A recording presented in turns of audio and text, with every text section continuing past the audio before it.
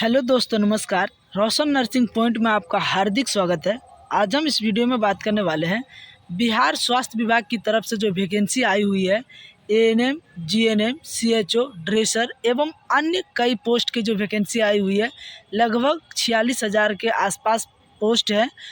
उनमें जो है कई कॉन्ट्रैक्ट बेस पे है और कई परमानेंट बेस पे है।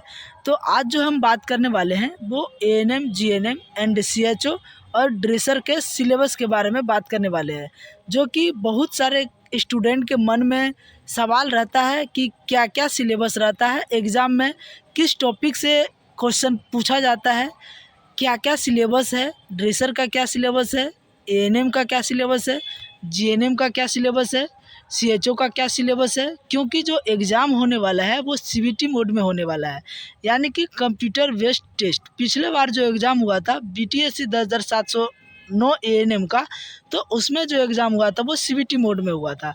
तो उसमें जो सिलेबस था शायद सेम सिलेबस इस बार भी एएनएम में रहेगा। उम्मीद करते हैं कि शायद वही रहे। खैर, हम आपको अभी दिखाने जा रहे हैं कि क्या क्या सिलेबस एग्ज़ाम में आपका रहेगा और कौन कौन सब्जेक्ट से क्वेश्चन पूछा जाता है। तो चलिए सबसे पहले बात करते हैं एएनएम के बारे में। देखिए यहाँ पे एएनएम के बारे में क्या क्या सब्जेक्ट से आपका क्वेश्चन रहेगा। तो यहाँ पे बात करते हैं एएनएम जो फर्स्ट ईयर होते हैं उसमें 4 सब्जेक्ट होते हैं और जो सेकेंड ईयर होते हैं उसमें 2 सब्जेक्ट होते हैं। तो एएनएम में टोटल मिला के 6 सब्जेक्ट हो गया। तो उसमें जो सिलेबस आपका रहने वाला है तो उन्हीं 6 सब्जेक्ट से एग्ज़ाम में क्वेश्चन पूछा जाता है। ये तो हो गया आपका परमानेंट का। इधर क्या है, कॉन्ट्रैक्ट बेस पे यानी कि संविदा पे। तो अभी फ़िलहाल जो एग्ज़ाम हुआ था तो उसमें जो क्वेश्चन था और जो सिलेबस उसका था वो प्राइमरी हेल्थ केयर से था, कम्युनिटी हेल्थ नर्सिंग था, यानी कि कम्युनिटी हेल्थ नर्सिंग। उसके बाद क्या था, हेल्थ प्रमोशन से था, चाइल्ड हेल्थ नर्सिंग था, चाइल्ड उसके बाद क्या है, हेल्थ सेंटर मैनेजमेंट। उसके बाद क्या था, मिडवाइफरी।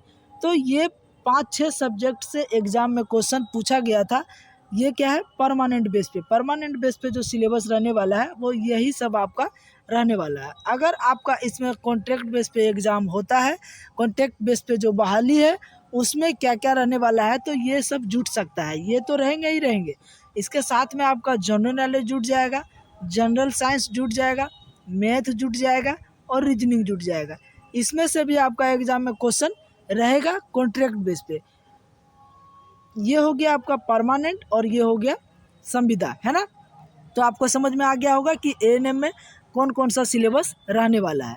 अब हम बात करते हैं जीएनएम का, यानी कि स्टाफ नर्स का। स्टाफ नर्स का कौन कौन सा सिलेबस रहने वाला है संविदा वाले के लिए और परमानेंट वाले के लिए, दोनों का हम बात करने वाले हैं। तो जीएनएम में जो फर्स्ट ईयर का सब्जेक्ट होता है वो 4 होते हैं, सेकेंड ईयर में भी होते हैं वो 4 होते हैं और थर्ड ईयर में कितने होते हैं तो 2 होते हैं। कुल मिला के 8-10 सब्जेक्ट हो जाते हैं। तो उन्हीं सब से एग्ज़ाम में क्वेश्चन पूछा जाता है।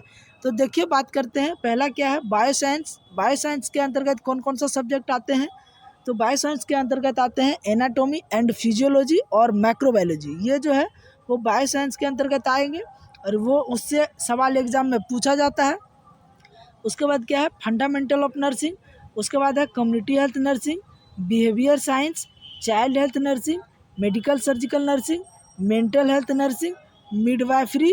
उसके बाद क्या रहेंगे आपका, कम्युनिटी हेल्थ नर्सिंग रहेंगे। कम्युनिटी हेल्थ नर्सिंग सेकेंड, एक जीएनएम फर्स्ट ईयर में होता है कम्युनिटी हेल्थ नर्सिंग और ये एक जीएनएम थर्ड ईयर में होता है कम्युनिटी हेल्थ नर्सिंग सेकेंड।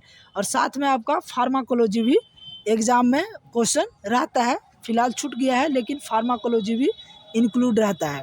तो ये जो सब्जेक्ट हैं वो आपका जीएनएम स्टाफ नर्स का सिलेबस रहने वाला है। और इसके साथ में आपका अगर संविदा वाला का रहता है तो ये सब भी सवाल रहते हैं, जैसे general knowledge, general science, math और रीजनिंग। फ़िलहाल जो अभी एग्ज़ाम स्टाफ नर्स का चल रहा है उसमें ये दोनों रहते हैं, यानी कि ये सब भी रहते हैं और ये सब भी रहते हैं।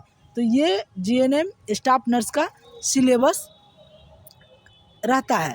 अब हम बात करते हैं ड्रेसर का, कि ड्रेसर का कौन कौन सा सिलेबस एग्ज़ाम में रहता है, कौन कौन सब्जेक्ट से क्वेश्चन पूछा जाता है। फ़िलहाल ड्रेसर का जो वैकेंसी आई हुई है बहुत दिनों के बाद आई हुई है।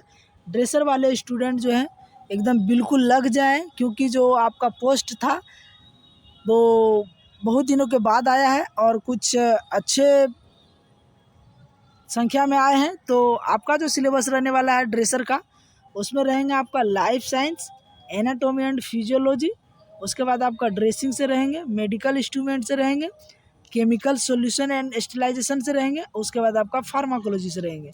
ये सभी सब्जेक्ट आपका क्या एग्जाम में क्वेश्चन, इन सभी सब्जेक्ट से एग्जाम में क्वेश्चन पूछा जाता है। पिछले बहुत दिनों के बाद जो एग्ज़ाम हुआ था तो इन्हीं सब से एग्ज़ाम में क्वेश्चन पूछा गया था। और साथ में आपका रहने वाला है जीके रहेंगे, इसमें भी जीके रहता है। उसके बाद आपका जीएस रहने वाला है यानी कि जनरल साइंस, उसके बाद आपका मैथ रहने वाला है, उसके बाद आपका रीजनिंग रहने वाला है। इस सभी से एग्ज़ाम में क्वेश्चन पूछा जाता है। जो स्टूडेंट ड्रेसर का तैयारी करना चाहते हैं वो हमारे चैनल से जुड़ जाएं और अच्छे से तैयारी करें।